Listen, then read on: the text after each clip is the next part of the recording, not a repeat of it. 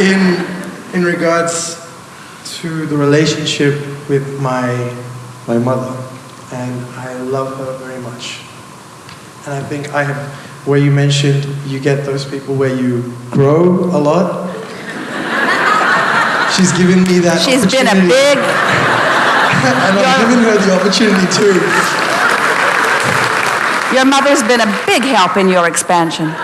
Well, sometimes you say to each other prior to either of you coming into the physical, let's go forth and harass each other into expansion.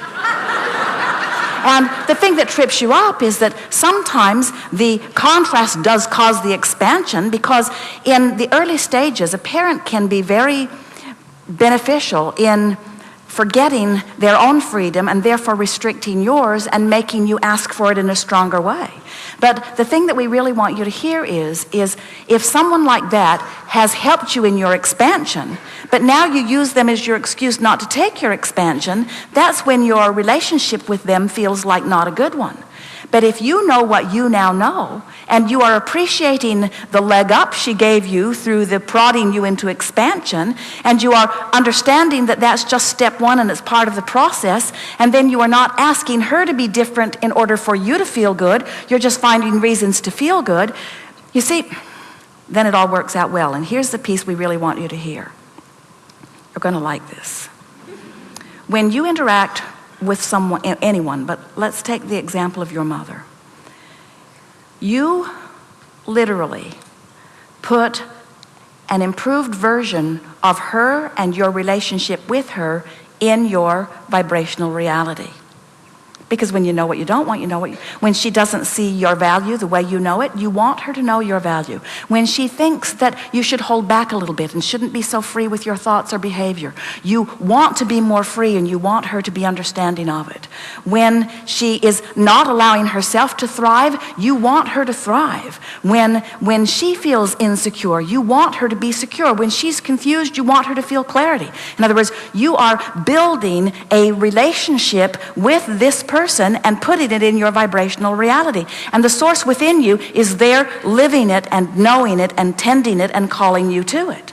So when you look there and you think about the components that you've put there and you watch for evidence of it, and even if there's not evidence over here in the real world that you're living with her, you put more airtime, so to speak, on the reality that you've put there than on the current manifested reality that she is living, then you move into that space where you can then call her forward. That's what the power of influence is.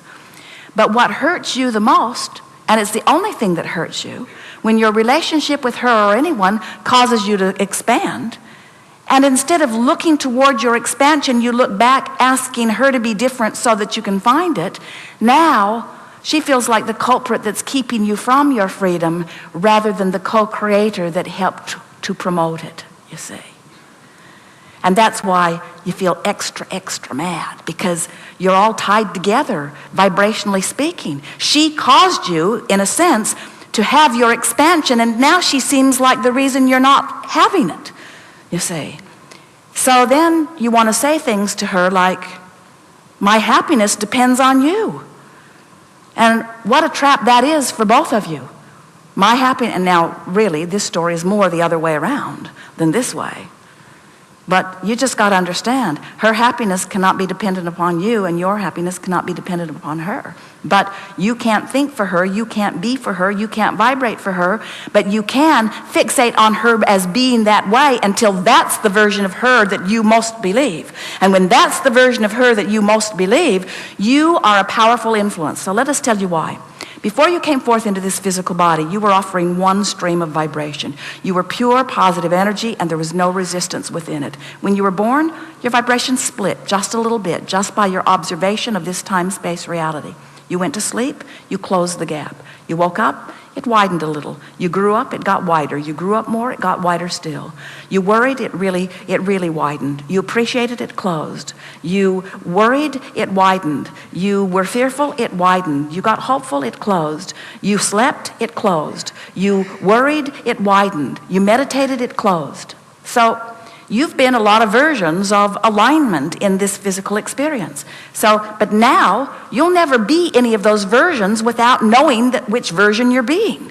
In other words, when you feel great, you'll know that you're sending off one signal. And our point to you is, when you consistently close this gap and think of your mother or anyone while you do it, you beam a stream from source energy around her that calls her to her own alignment. And that's what upliftment is, you see.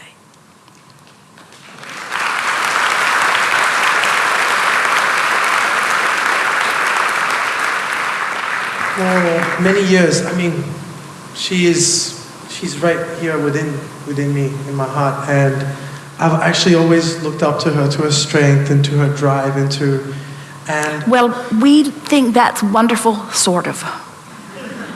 But what we want to say to you is, so many of our human friends have replaced their guidance system with their mother, with their peer groups. In other words, when you care what your mother thinks, more than you care about how you feel in closing your gap, you don't know what she might be going through. You don't know.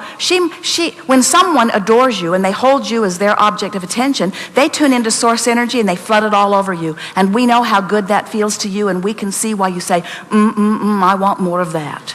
But when you're counting on it flowing to you through them, now you got to control how they're doing with their connection, and you can't control that. And when they look at someone else, when they lose their connection for whatever reason, then you feel like a puppet that somebody has let go of the strings. So anytime you perform in a way to try to evoke pleasure from another, when you try to stand on your head to keep others happy, you're actually training them away from their own guidance system, you see. So we want you to love your mother, but we don't want what your mother feels about you to matter more to you than how you feel. You got to tend to this first, and then give your mother your undivided attention. You follow? So, a few weeks ago, when she said to me, you know what the problem with you is? You're exactly like me. She's talking about something about herself, not me. When she says, you know what the problem with you is? The correct answer for you would be, you're looking at me through human eyes rather than through the eyes of source. And you're needing my behavior to be adjusted in order to make you feel better. And Mom, I'd like to do that for you because, oh, how I want you to feel better. But that's not the path to your alignment. That's a distorted path. Don't ask me to be the path of your happiness, you see. Now, it's hard to hear because anyone feels better looking at something that makes them feel good.